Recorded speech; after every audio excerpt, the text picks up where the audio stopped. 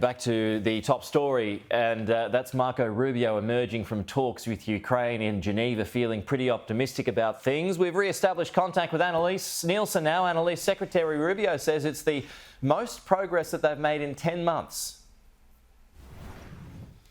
Yeah, look, it looks like the Americans have re-established contact with the Ukrainians because the initial concern was this 28-point peace plan was all about what Russia wanted, enough that there were some Republican senators who raised their own concerns about what was in this peace point proposal.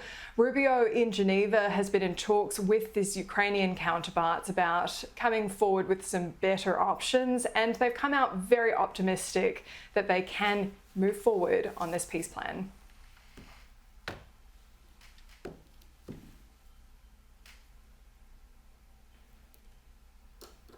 We have very good progress, and we are moving forward to the just and lasting peace.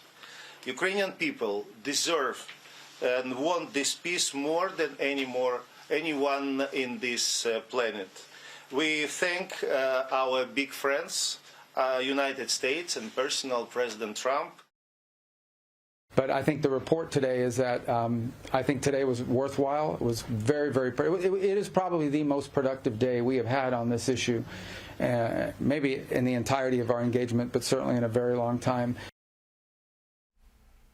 Now, the talk has been that they want some kind of peace agreement by next Thursday, which is Thanksgiving in the US, and the rumors were that the US were threatening to cancel any kind of information sharing, intelligence sharing, and potentially weapons sales to Ukraine by Tuesday if they didn't see progress. Now, the Americans have talked down the threat of cutting Ukraine off. They have been very front foot about wanting to get something agreed to sooner rather than later, but there were some real concerns about what was in this peace proposal, including agreeing to the Russian request that they have troops capped at 600,000 for the Ukrainians, and a significant land that they were giving up to the Russians under this as well. So it seems like progress has been made on that.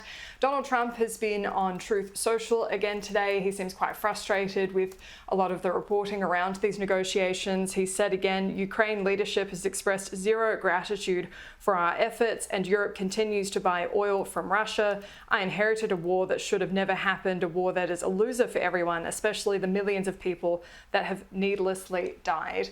It does seem like there's been a big amount of progress today, but Rubio was also cautioning against any idea that they were about to get this signed off too soon. He still said there's quite a bit to negotiate, and those continue whether he's in Geneva or not. Annalise Nielsen with the latest out of DC. Thank you, Annalise.